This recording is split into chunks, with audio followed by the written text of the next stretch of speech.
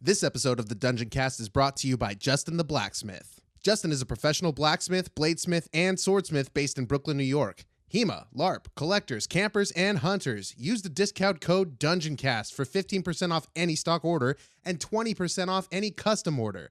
Check him out at justintheblacksmith.com or at justintheblacksmith on Instagram. Justin the Blacksmith, for all your goblin hunting or demon slaying needs. The attack rolls are on you. If you're interested in advertising space, reach out to us at thedungeoncast@gmail.com.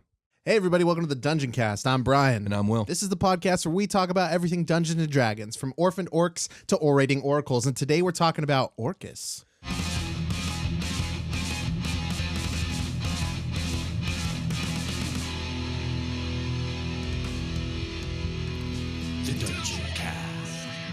All right, Brian. So to cap off our October spooktacular specials, It's Halloween. I figured- Spooky. why not end with the Lord of Undeath himself, Orcus? One of the other demon lord princes or whatever. Yeah. Self-proclaimed. Yeah, indeed. Orcus is a powerful demon lord known as the Demon Prince of Undeath. He's also known as the Blood Lord.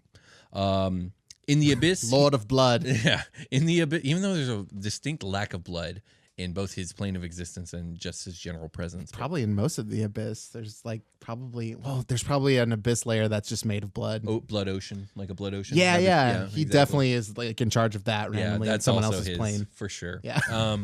So in the Abyss, Orcus is second in power only to Demogorgon.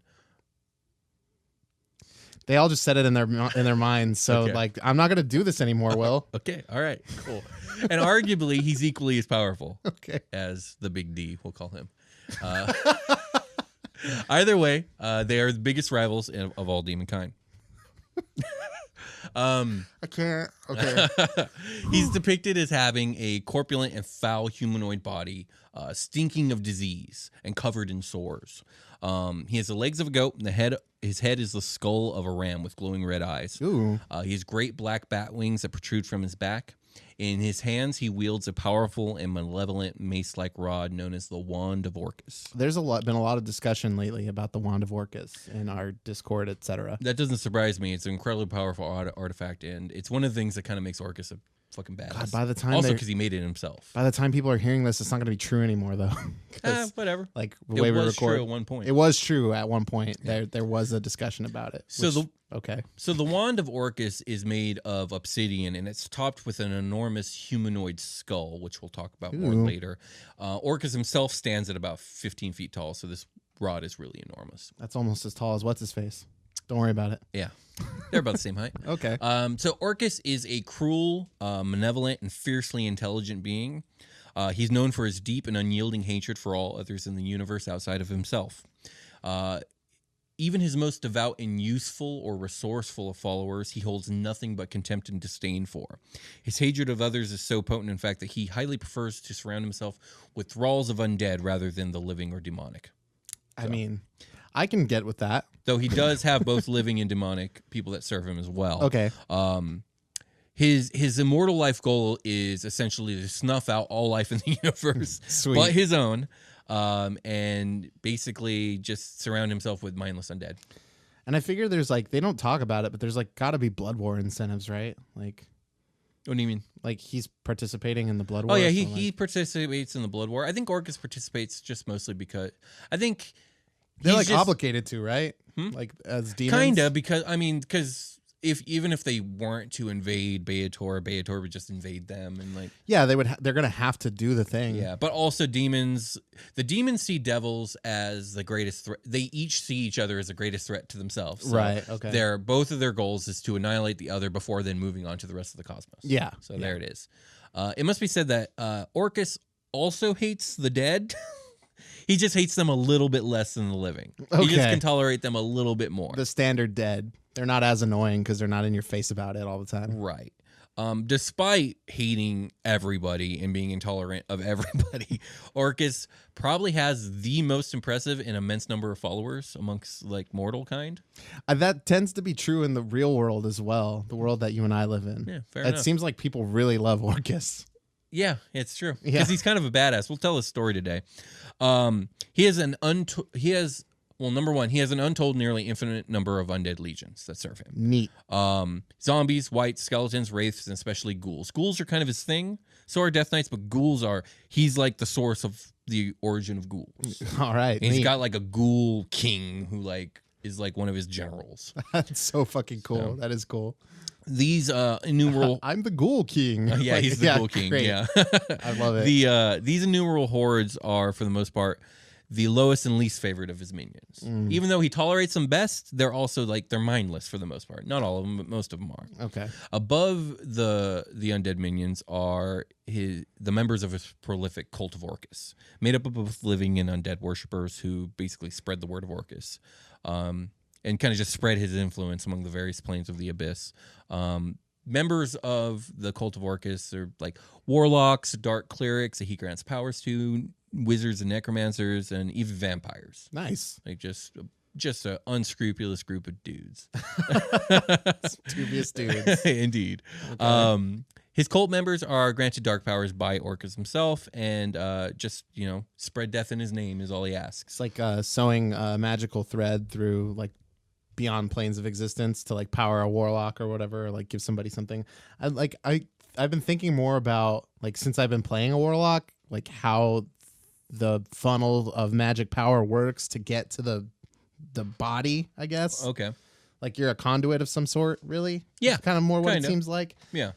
So like what does it look like, in a physics way? Like let's talk some fantasy physics because we haven't done so in a while. Welcome to Fantasy Physics, everybody. Okay, let's talk about how warlocks get their shit going. Okay. What do you think? So one of the things I liked about 4th edition was warlocks had to use both their charisma and their constitution when it came to their spell casting. And I like this because the way I pictured was that they basically had access to like the stream of power outside of their body. Yeah. And they had to wrestle with it like with their force of will, but also this physically exerted them to cast spells. Right. That's how I tend to picture warlock casting. Yeah, okay. I'm more talking about like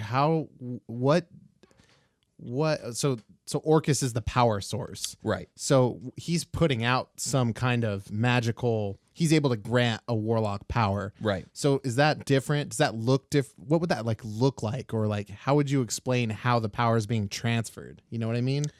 Is it like a spoken, like I speak these magic words and now there's like some kind of conduit between you and me? Or like... Well, there's like a dark contract binding them. Like that has its own magical properties to itself. Remember, a warlock that fucks up will become a deathlock. And this is because of the contract. Now, I would say that the contract probably just kind of creates like a direct line of energy between the two. Probably. Right, okay. That's how I would probably describe that. Because I was like, what else? What's like, that's like a solid answer, I think. Yeah. Like, what if there are all these energies all around and now I'm just a lightning rod for this particular kind, and when I need to draw upon it, I can. That's a cool way to look at it. The way I pictured it is basically imagine an invisible string. Yeah, okay, that's what I was thinking. The warlock to the patron, and the warlock or the patron probably has a network, like a web of strings, and can tug these strings and like locate any of their warlocks at any given time. God, man, that makes the mental capacity of like something like a demon doing things like this is just like this beyond is why, me. Yeah, this is why they're hyper intelligent, like higher beings or whatever that can do this. Cool. But yeah, so like I was saying, Orcus easily is the demon lord with the largest group of mortals directly worshiping him as a deity. Because of this, he is also the demon lord closest to attaining actual godhood. Right. And he has actually been a god before, and we will talk about that. Nice. So he's been both a demon lord and a deity.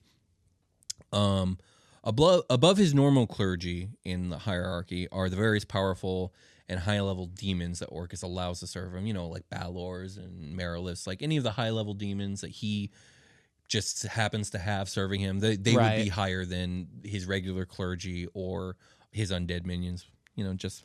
I trust you with the big jobs. Yeah, you're people. big, you're powerful, you're probably pretty smart. Yeah, okay. Exactly. Also at this level would be his death priests, his death priest hierophants, which are like basically they're like the cardinals of his clergy. Okay, if nice. you will. Yeah, they're the highest order of the cult of Orcus, and these people tend to be like incredibly insane and demented mortals who have like risen to the highest rank, and they teeter on the edge between life and death. Are they like Palpatine, the equivalent of like Palpatine's red robe guys? Sure, no. I think those guys are just elite guards. Okay, But- I think they've probably been like ultra quantified at this point in the newer movies. I don't know. I think there's a fight scene with them. Yeah, they've been pretty quantified even with the extended universe. I think, even though that was thrown out. But yeah, but they're like the popes of Orcus. Nice. I guess you could say. I don't know. Okay, I like it. Anyways, and then finally, as I was saying, like with the Ghoul King, above that last class of servants, like Orcus has many unique and powerful beings that serve him as generals and allies, like Dorasane, the king of ghouls, Sararak, the powerful and legendary lich. We actually talked about him in the lich episode. He has a servant called Phyrilicus, who is an Abyssian dragon. Now, apparently, Orcus ended up capturing and subjugating a group of red dragons, and then he started breeding them for more power. And like Phyrilicus is like the culmination of that. So it's like this mega big, ultra powerful red abyssal dragon that's also a little bit dumb, so it just follows simple commands. Oh, okay. So Nice. again, we're making dragons or bitch on the Dungeoncast. Yeah. Dude, what is up with dragons in Dungeons and Dragons? I don't know. Get on it. Also, other various like powerful demons. Death Knights, again, like he created the first 12 Death Knights in existence. God, so it must be like all the demon lords have like, so this really chaotic feel of like my sickest lineup, my first line of dudes, you know, Right. I'm just grabbing whoever is powerful and wants to kick it with me. Basically. And so like, I got a couple Death Knights, I got a couple of Ghoul Kings or whatever. Like, yeah, you know, I got this. I've been breeding Pokemon, and I got the best competitive dragon Pokemon imaginable. yeah, like Right. we like on the last Demon Lord episode we had, there was that Lich pirate or whatever. Yeah, that was super dope. Yeah, I just didn't like, know about that. okay, random though, but all right. There's no fucking way I'm not putting a Lich Pirate in your fucking D&D campaign that I'm running for you guys. Hell right now, yeah. Eventually. I will hopefully It'll kill come the out Lich of nowhere. pirate. We'll see. We'll see where it goes. My phylactery is my boat. I know, right? Part of the ship, part of the crew. Oh, no. Okay. So You asked for it, Will. You got it. I really did. The seat of Orcus's power lies on the 113th layer of the abyss, known as Thanatos. Thanatos is a bleak, frozen, mountainous wasteland populated by barren moors, ruined cities, twisted forests, and various tombs, mausoleums, and graveyards, and sarcophagi. So it's just like a It's like walking into Castlevania. It's like walking into a book of horrible tales. Yeah, that Yeah. too. Yeah, there we go. I like that. Just they're all there at once. The sky here is completely black, but it is drearily moonlit by a moon that constantly is changing phases at random. Oh, that's fucking awesome. Every time the clouds pass over it, you never know what's going to happen. So it makes keeping track of time really difficult. Okay. The air here is also too thin for living beings to breathe. Oh. And edible food and drinkable water are pretty much non-existent. This is a place for the dead, not a place for the living. And this is the way Orcus fucking likes it. Nice. Hordes of the undead swarm here. They swarm the land, and any mortal that dies here will become an undead servant of Orcus by nature of the plane itself. And it sounds like you've got like 3 to 4 minutes of living before you become an undead servant of Orcus. Indeed. Yeah. Okay. So according to Mordenkainen's Tome of Foes, Orcus rules from a palace in the undead city of Narratir. But in literally every other source, 5e or not, it says that he actually rules from the capital city of Everlost. So this is a choose your own adventure at this point. Yeah. So Narratir is a fortress city surrounded by a moat that's fed by the river Styx. I think we said this before, but the river Styx flows through all the negative planes. Yeah, through like every single one apparently. Every single one, yeah. Which makes what are those things called? The Eugoliths? the Eugoliths. Those guys are very valuable. Yes, they're starting to. I'm starting to see their worth in this whole bit. It's hard to travel up the river Styx without the Eugoliths. Yeah, for I sure. can just straight up go to Orcus's like palace if I know how to navigate the river Styx. Very much so, yeah. Cool. It might take me a fucking 1,000 years, but what's 1,000 years when time is nothing? Right. So at the city center is an enormous castle made of bone with the interior walls made of flesh and carpets made of woven hair. Oh, that's like the opposite. Oh, the carpets are literally made of hair? Yep. That's there a you go. bad metaphor gone So literal. that's the Mordenkainen's Orcus's palace lore. And every other What kind of hair, Will? human hair? I don't know, elven hair, More specific. mortal hair. I'm just kidding. Okay, Continue. anyways. Everlost, which is the place that everywhere else says that Orcus lives, is also a fortress. It's bigger than the Bone Palace of Narratir, and it's essentially this immense tower that's also made of bone, and it sits at the center of this sprawling desert made of bone meal. This bone meal desert. Oh, gross. And this desert is known as Oblivion's End. So he either lives in a bone castle also made of flesh, or he lives in a bone tower in the middle of bone desert. So much calcium. So much calcium. With that being said, let's take a short rest. Okay.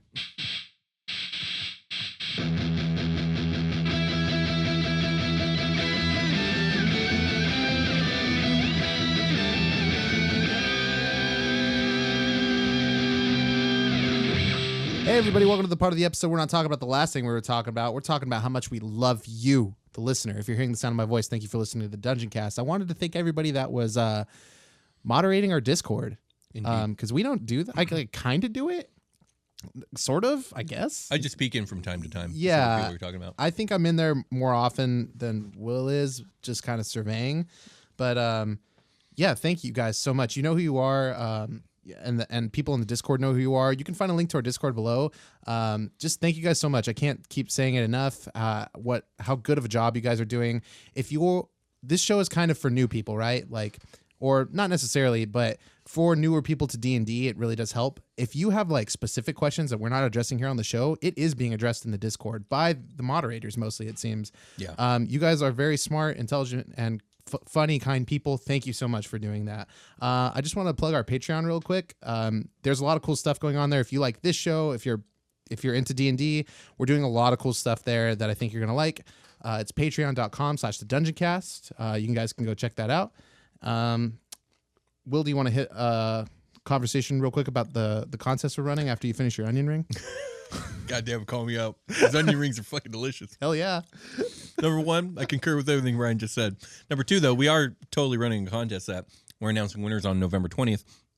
We are giving away 2 copies of the newest D&D book, Guildmaster's Guide to Ravnica, which is both a new player and DM source book, but it's also a new D&D setting, so it looks really exciting. And the way that you can enter this contest to win one of these 2 books is by sharing the show on social media or online or word of mouth or however it is that you want to share the show, and then send us proof that you did so. You can send us a video recording of you sharing it word of mouth. That happened. That's happened a few times, and I love it. And you could also just send a screenshot of you sharing it on Facebook or via email or Tumblr or Instagram or however. Just let us know and show us that you're sharing the show, and you'll be entered into the contest. We're on Instagram, The Dungeoncast. We're on Twitter, @The Dungeoncast. You can email us, thedungeoncast@gmail.com. You can just like do whatever, just like how Will was saying. But yeah, thanks for everybody that is participating in the contest, sharing the show, getting the word out about the show. That's the main cause. If you guys want to help us, that's the main way to do it, is just tell people about the show.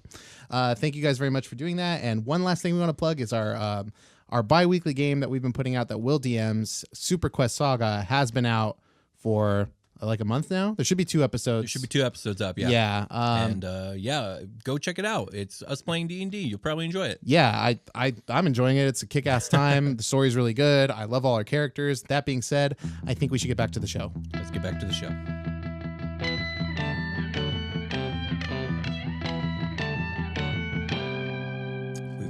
We've returned.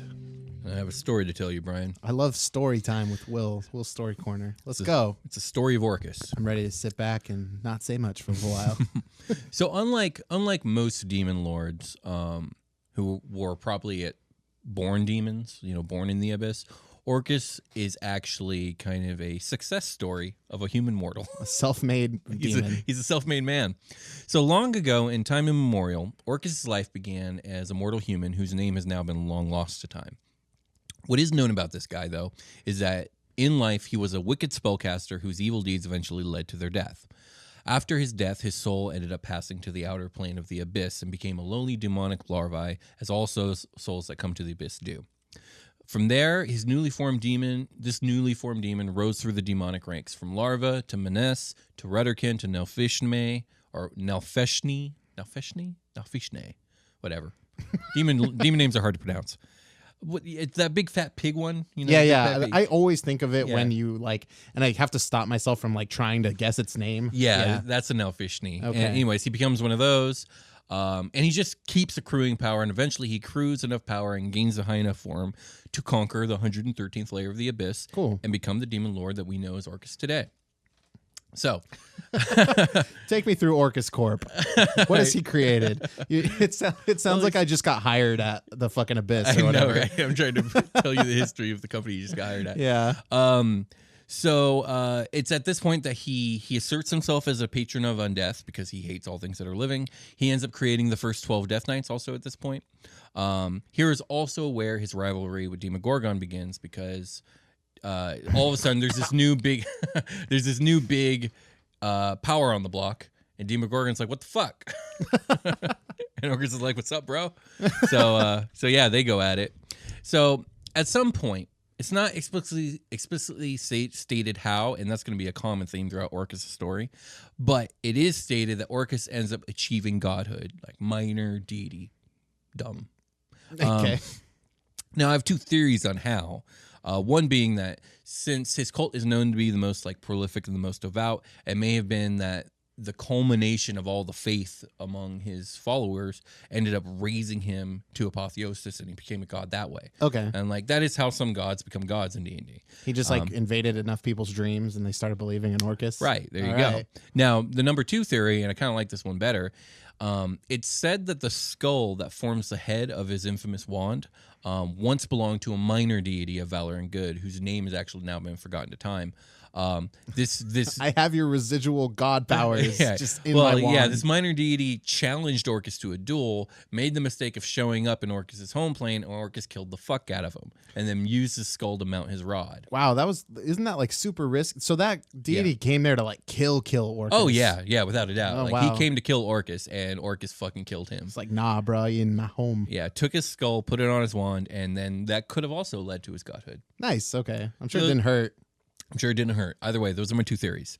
So either way, at this point, Orcus becomes the most powerful entity in the Abyss, if not at least tied with Lolth for the most powerful entity. You know, in the Demogorgon episode, you know, we talk about how he's like the most powerful of Demon Lords, but we left out of the conversation, Lolth definitely outpowers him because Lolth is a god. Yeah, I guess that's true, huh? Because Lolth's not just a demon lord. Yeah, she is a deity. So if we're tagging it just like most powerful demon lord, just that demon lord tag, I guess that's true. Yeah. But why? Okay, so what's with Orcus that like would put him a tick below? Because it tick below Lolth. You know.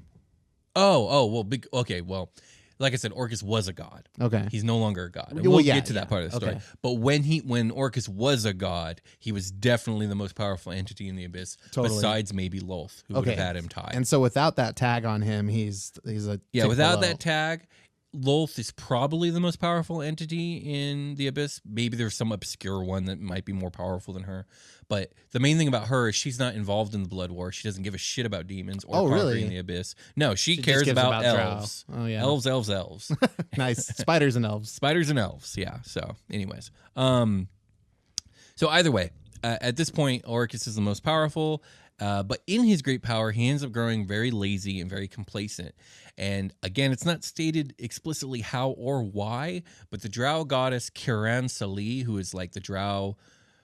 we talked about the Dark Seldarine. Yeah. Basically, they're like Lolth's dark pantheon. Mm-hmm. Well, Kiran Sali is the goddess of Undeath among the drow. Well, she attacks Orcus, and through treachery and surprise, she fucking kills him. Oh! Because he just got lazy. He got sloppy. Nice.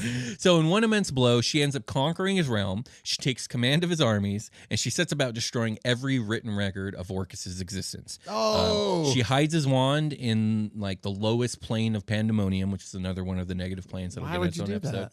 Huh? Why would you do that? Why wouldn't you just start wielding this? Because bad boy? the wand is it's loyal to Orcus. It's like the One Ring. It's a part of Orcus. It's actually an extension of his power. He infused part of his soul into it. So it's a Horcrux, and it's like the One Ring, really. Yeah, if you don't, I guess that makes more sense. Yeah, I still like the idea of it being a Horcrux though, because it sounds like this is some Horcrux shit is about to happen. Or I guess One Ring. Voldemort okay, it's like doesn't the One wield Ring. his Horcruxes. You know what I mean? He kind of does. Voldemort's Horcrux Definitely sticks a snake on people. Voldemort's Horcruxes are like a Lich's phylactery. Yes. Like Orcus's wand is like the One Ring. Okay. Okay. I'm with it. All right. So she hides it in the bottom of Pandemonium, which is another plane of existence. It'll get its own episode Because she one couldn't day. get to Mordor. Indeed. And then she forbid all her new minions from ever uttering the name of Orcus. Nice. Good job. Now, he remained dead for about 1,000 years. Eventually, though, through the collaboration of the Lich Acererak, who is that legendary Lich we talked about earlier, he ends up kind of collaborating with the last remaining priest of Orcus.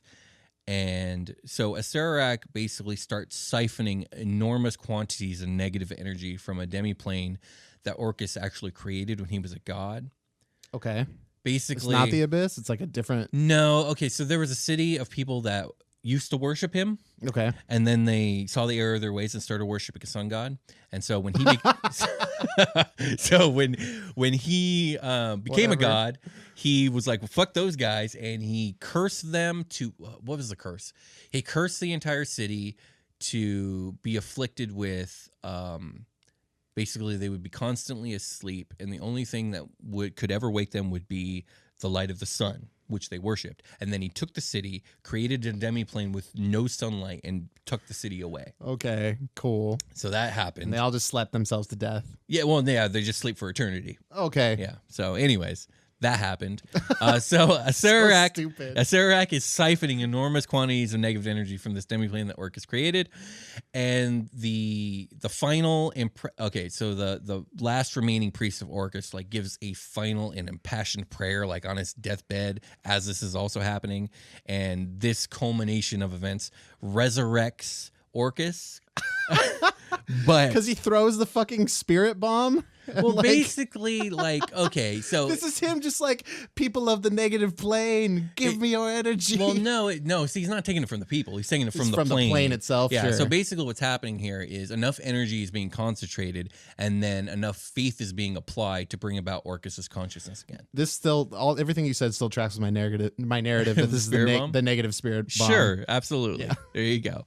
So, yeah, it resurrects Orcus, but he's not quite the same being. He's kind of a shadow of his former self.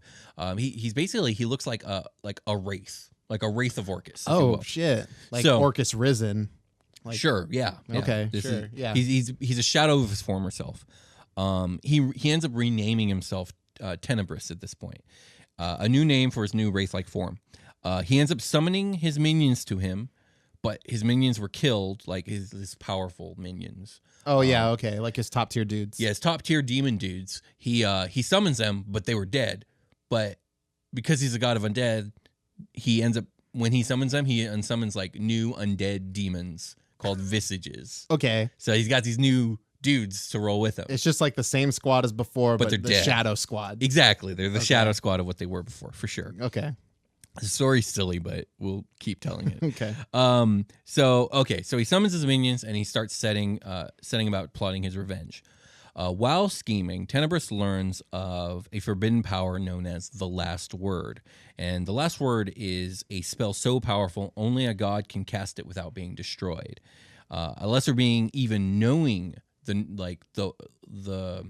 even having the knowledge of how to cast the spell would be destroyed by that knowledge. Like, it's that potent of a spell.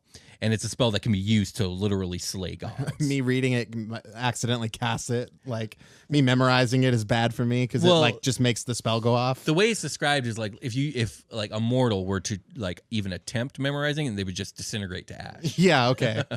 So yeah, he learns about this power, and he ventures forth to the lowest level of Arborea, which is one of the positive planes, which will get its own episode. Okay. And he ends up gaining the power of the Last Word, but quickly realizes that the knowledge is eating away at him like a cancer because he's no longer a god. Right, all right. So he's got a problem. He's slowly dying. He realizes that the only chance he has to reattain godhood is to locate his wand to give him a power boost.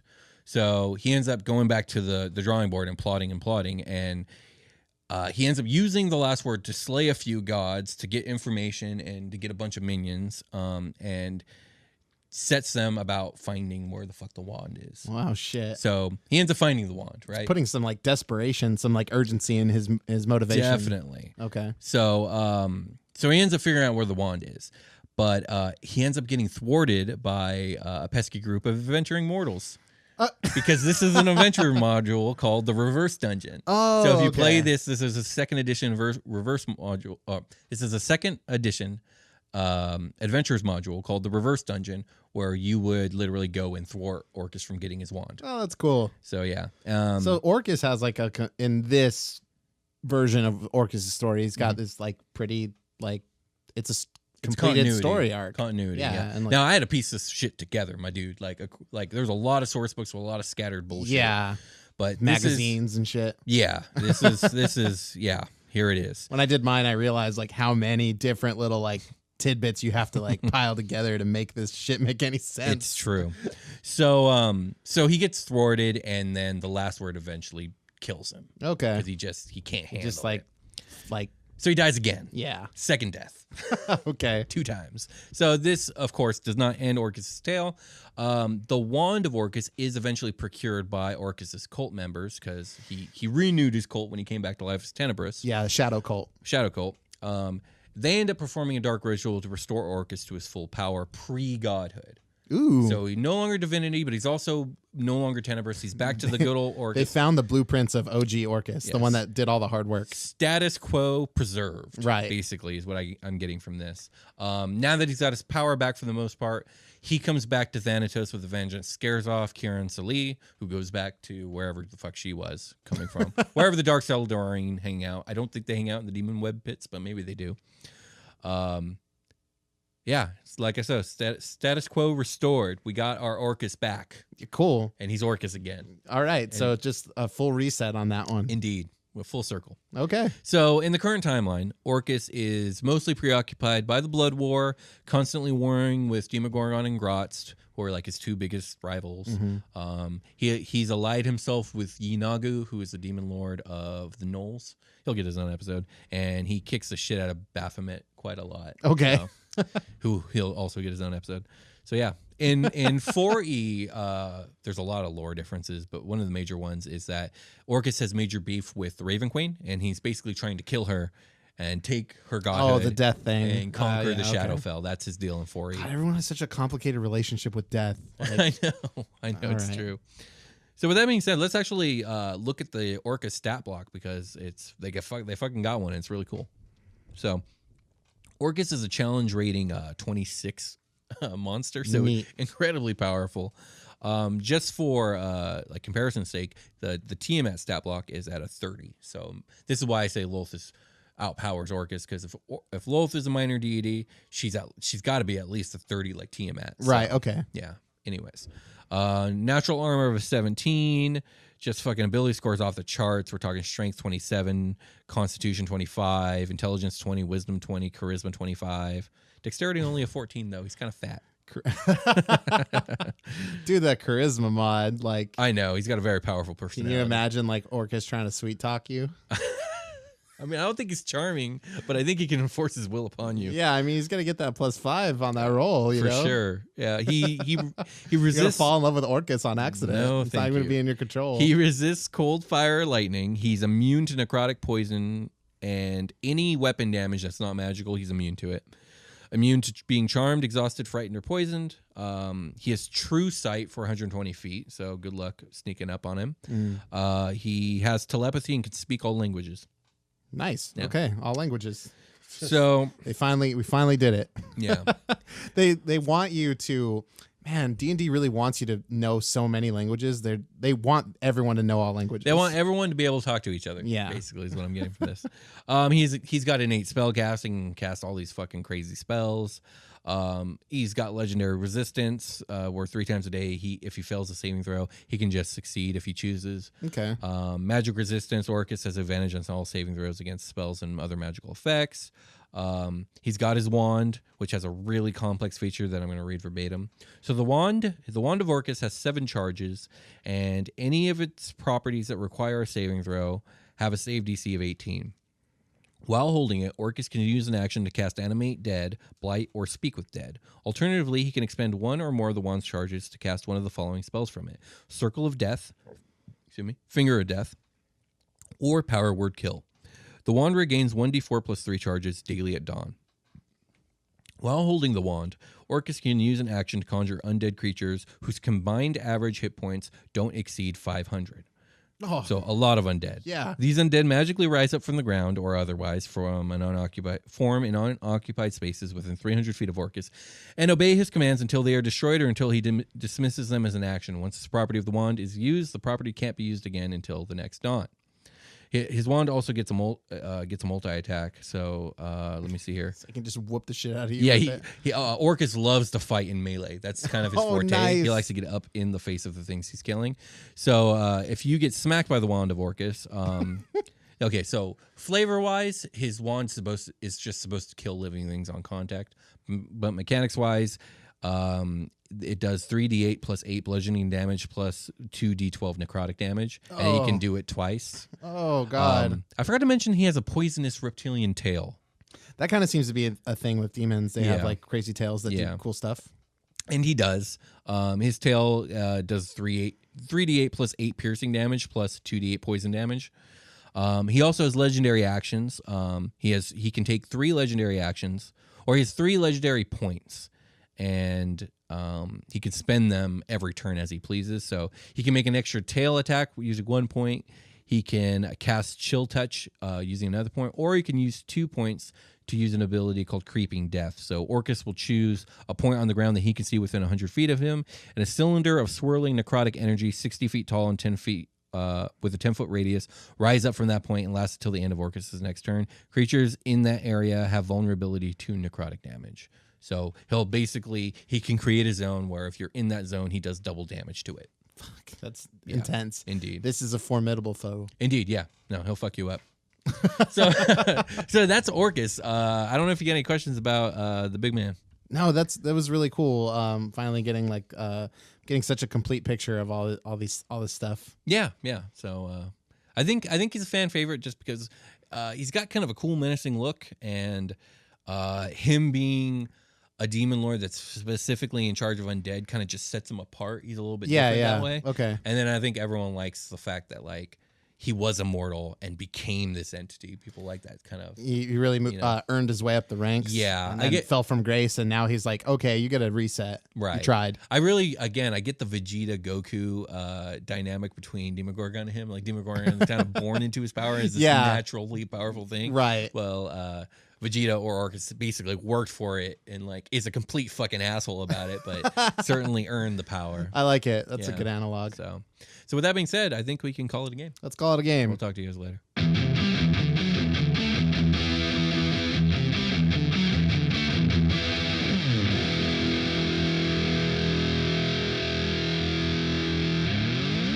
The Dungeoncast.